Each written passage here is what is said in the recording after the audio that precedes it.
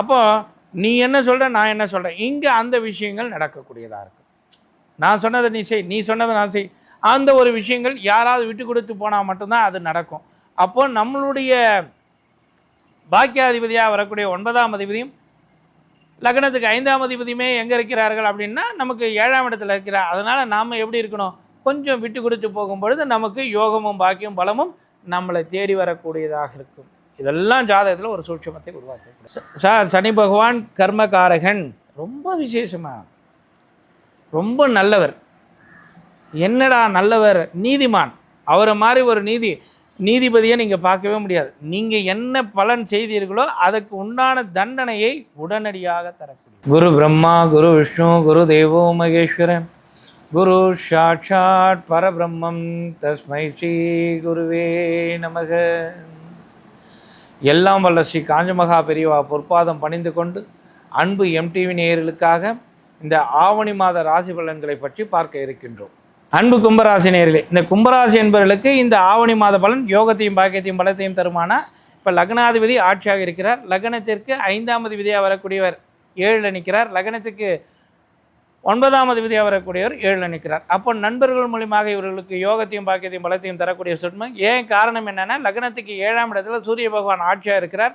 அப்போ இந்த இடத்துல நண்பர்கள் சார்ந்த ஒரு அமைப்பு, கலத்தரம் சார்ந்த ஒரு அமைப்பில் ஒரு பலத்தை தரக்கூடிய, ஒரு அற்புதத்தை தரக்கூடிய ஒரு தன்மை, அவர்களால் இவர்களுக்கு ஒரு பாக்கியத்தை தரக்கூடியது.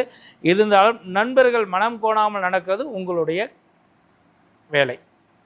ஏன் இங்கே மனம் கோணாமல் நடக்கணும் அப்படின்னா, நண்பர்கள் லக்னத்துக்கு 7ஆம் இடம் சூரியன் ஆட்சி பெறுகிறார். அப்போது நண்பர்கள் எப்படி இருப்பாருங்கன்னா, ஒரு நம்ம சொல்கிறதை இவர் கேட்கணும் அப்படின்ற பாரு. லக்னாதிபதி எப்படி இருக்கிறார், சனி பகவான் ஆட்சியாக இருக்கார்.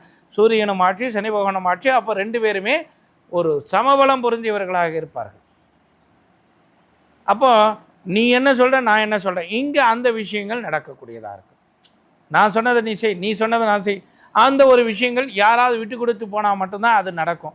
அப்போது நம்மளுடைய பாக்கியாதிபதியாக வரக்கூடிய 9ஆம் அதிபதியும் லக்னத்துக்கு 5ஆம் அதிபதியுமே எங்கே இருக்கிறார்கள் அப்படின்னா நமக்கு 7ஆம் இடத்துல இருக்கிறார். அதனால் நாம் எப்படி இருக்கணும், கொஞ்சம் விட்டு கொடுத்து போகும்பொழுது நமக்கு யோகமும் பாக்கியம் பலமும் நம்மளை தேடி வரக்கூடியதாக இருக்கும். இதெல்லாம் ஜாதகத்தில் ஒரு சூட்சமத்தை உருவாக்கக்கூடியது.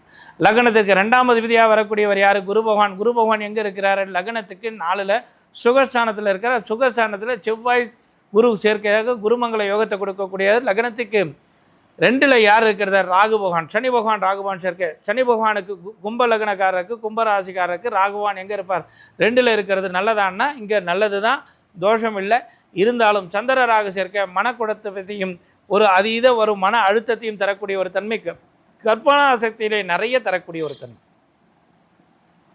இப்போ இந்த ஜாதகருடைய தன்மை, இப்போ இதே ஒரு சினி ஃபீல்டில் இருக்கிறார் அப்படின்னா இந்த காலகட்டம் அவர்களுக்கு நிறைய கற்பனைகளை தரக்கூடியது. ஏன், சுக்கிரன் சமசப்தமான பார்வையில் இருக்கா, புதன் சமசப்தமான பார்வையில் இருக்கா, சூரியன் சமசப்தமான பார்வையில் இருக்கிறார். அப்போ சனி பகவானும் சூரியனும் சுக்கிரனும் சமசப்தமான பார்வையில் இருக்கும் பொழுது, லக்னத்துக்கு 2ல் சனி பகவான் இருக்கும் பொழுது சந்திர ராகு சேர்க்கை நடக்கும். அப்போ கற்பனைகள் அதிகமாக இருக்கும், நிறைய கற்பனைகள் ஊற்று வரக்கூடிய ஒரு தன்மை, விசேஷமான பட அமைப்புகள் கொடுக்கக்கூடியது. இது சினிமாவுக்கு. அப்போ கம்ப்யூட்டர் படிக்கிறவங்களுக்கு எப்படி இருக்கும், லக்னத்துக்கு 4ல் குரு பகவான் இருக்கிற, படிக்கிற பசங்களுக்கு யோகத்தையும் பாக்கியத்தையும் பலத்தையும் தரக்கூடிய சுக்கிரன் எங்கே இருக்கிறார், 4ல் இருக்கா. இந்த கம்ப்யூட்டர் சம்மந்தமான விஷயங்கள்லாம் பெருக்கக்கூடிய ஒரு தன்மை இருக்கும், யோகமும் பாக்கியம் பலமும் வரக்கூடிய ஒரு தன்மை இருக்கும். அப்போது இந்த காலகட்டத்தில் கும்ப ராசிக்காரர்களுக்கு இது ஒரு பலமான நேரம்தான். ஒரு வித மனக்குழப்பங்கள் சஞ்சங்கள் இருந்தாலும் அவர்களுக்கு கற்பனைகள் தான் இருக்குமே தவிர ஒரு மன அழுத்தமும் சஞ்சலமும் இல்லை. அதனால் இந்த காலகட்டம் இவர்களுக்கு சுபிட்சமான காலகட்டம்.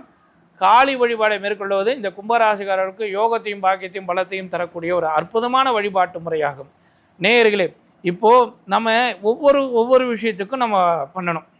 இப்போ இந்த கும்பராசிக்காரர்களுக்கு சனி பகவான் ஆட்சி இருக்கார், சனி பகவான் சந்திர சேர்க்கை, சனி பகவான் சந்திர ராகு சேர்க்கை. அதனால் இந்த கும்பராசிக்காரர்கள் விருப்பப்பட்டால் நம்ம எப்படி போகலாம், ஃபாரின் போகலாம்.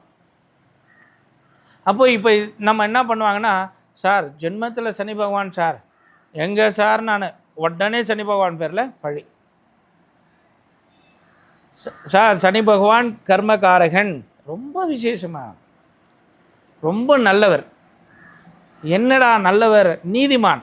அவரை மாதிரி ஒரு நீதிபதியை நீங்கள் பார்க்கவே முடியாது. நீங்கள் என்ன பலன் செய்தீர்களோ அதுக்கு உண்டான தண்டனையை உடனடியாக தரக்கூடியவர். சாசனம் அப்படியே எழுதி வச்சிருவார்.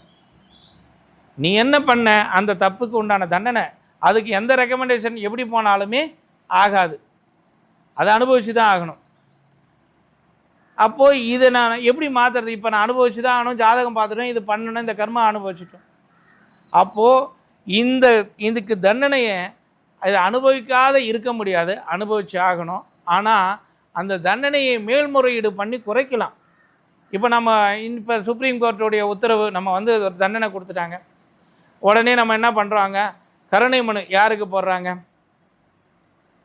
நேராக இவருக்கு போடுவாங்க, கவர்னருக்கு கருணை மனை போட்டு, அப்பா நான் தெரியாமல் பண்ணிட்டேன், எனக்கு புத்தி அப்போ சரி கிடையாது, ஏதோ எனக்கு கிரக கோளாறு என்ன பண்ணிட்டேன், என்னை மன்னிச்சிருங்க, எங்கள் குடும்பம் இப்படி இருக்குது, அதனால் எனக்கு இது மாதிரி இருங்க, எனக்கு கருணையின் அடிப்படையில் எனக்கு விடுதலை பண்ணுங்க அப்படின்னு சொல்லி நம்ம உடனே கருணையின் அடிப்படையில் எல்லாரையும் விடுவிச்சுருவாங்க. அவன் எவ்வளோ பெரிய அவன் எந்த குற்றவாளியாக இருந்தாலும் சரி, அவனுக்கு விடுதலை உடனே. ஏண்டா அவன் ஒரு நாட்டோட அதிபரை சாவச்சாலும் சரி, ஒரு சராசரி மக்களை சாவச்சாலும் சரி, அவனுக்குலாம் விடுதலை போட்டிங்களாடா, எப்பட்றா அது? ஏண்டா எத்தனை மக்கள் சாவச்சாங்க, எத்தனை இது இருந்தாங்க, அவனுக்கு எப்பட்றா அப்படின்றது கருணை அடிப்படையில் விடுதலை பண்ணிட்டான். அவன் அனுபவிச்சான், அந்த அண்ணன் அனுபவிச்சான். ஆனால் இந்த நீதிமான்கிட்ட அந்த கருணை செல்லாது. அப்போது இவர் எப்படி அந்த இதுவை பண்ணால், உன் கர்மாவை, உன்னுடைய கடனை நீ எவ்வாறு உன் உடம்பாலோ உழைப்பாலோ உன்னுடைய மொத்த இது, அதாவது உன் உடம்பால் உன்னுடைய கர்மாவை எதன் மூலியமாக பணம் கொடுத்தா அது கழிச்சிடணும். பணம் எப்படி பணம் கொடுத்தா, லஞ்சமாக கொடுத்தா அப்படி இல்லை, இறை தொண்டு மூலியமாக அதாவது இறைவன் அடியார்களுக்கு தொண்டு செய்வதன் மூலியமாக நம்மளுடைய கர்மாவை கழிக்க முடியும். அதுதான் இவருடைய தண்டனை. அப்போ இறை தொண்டு இவர் முழுவதுமாக தன்னை இறை தொண்டுக்கே அடிபட்டு, அதாவது இறைவனிடம் தன்னை அடிமைப்படுத்தி கொண்டால் இவருடைய பார்வை நம்ம மீது சந்தோஷமாக ஆனந்தமாக விழுந்து நமக்கு ஒரு யோகத்தையும் பாக்கியத்தையும் வளர்த்து தருவார். அப்போது இந்த கும்பராசிக்காரர்களுக்கு இந்த காலகட்டத்தில் ஃபாரின் போகிறதுக்கு அதிகாரம் இருக்குது. தாராளமாக ஃபாரின் போகலாம், நல்லா சந்தோஷமாக இப்போ இந்த அதிகாரம், இந்த ஃபாரின் போகக்கூடிய ஒரு தன்மை. சுக்கிரன் சமசப்தமான பார்வையில் இருக்கிறார், 10ஆம் அதிபதி. அதாவது 10ஆம் அதிபதி எங்கே இருக்கிறார்? கும்ப லக்னத்துக்கு 10ஆம் அதிபதியாக குரு பார்வையில் இருக்கிறார். அதனால் இந்த காலகட்டம் அவருக்கு ஒரு சுபிட்சத்தை கொடுக்கக்கூடிய ஒரு காலகட்டமாக தான் இருக்குது. அதனால் நேயர்களே, இந்த சனி பகவானுடைய காரகத்திற்கு நீங்கள் என்ன செய்யணும்? காளி வழிபாட்டை மேற்கொள்ளணும். இந்த காளி வழிபாடு மட்டுமல்ல, உடல் ஊனமுற்றவர்களுக்கு, அதாவது காகத்திற்கு நீங்கள் சாதம் வைத்து, உடல் ஊனமற்றவர்களுக்கு அன்னதானம் அளித்து நீங்கள் முறையாக அதாவது இறைவனை முறையாக வழிபட்டீர்களானால் உங்களுக்கு யோகமும் பாக்கியம் பலமும் இல்லம் தேடி வரக்கூடியதாக.